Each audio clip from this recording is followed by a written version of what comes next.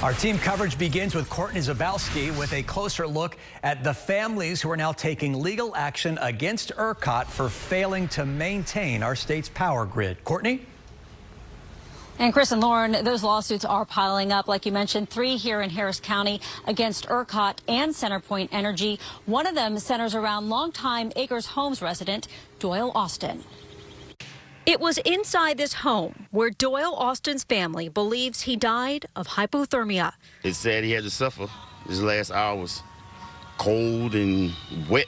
The 95-year-old former Negro League baseball player was healthy, according to his attorney, but with no power, no heat, Larry Taylor says there was no way for him to survive. You have CenterPoint Energy, you have ERCOT.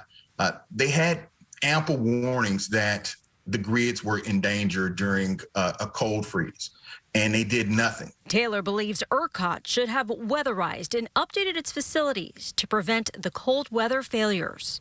These energy companies were responsible for the people, and so they should be accountable to the people. But the energy companies may get off the hook because of something called sovereign immunity. Sovereign immunity exists to keep the government from not only having to defend incessant lawsuits at a time exactly like this, but to keep from going bankrupt in the event they were to be found liable. A spokesperson for ERCOT sent us this statement. It reads in part, "Our thoughts are with all Texans who have and are suffering due to this past week.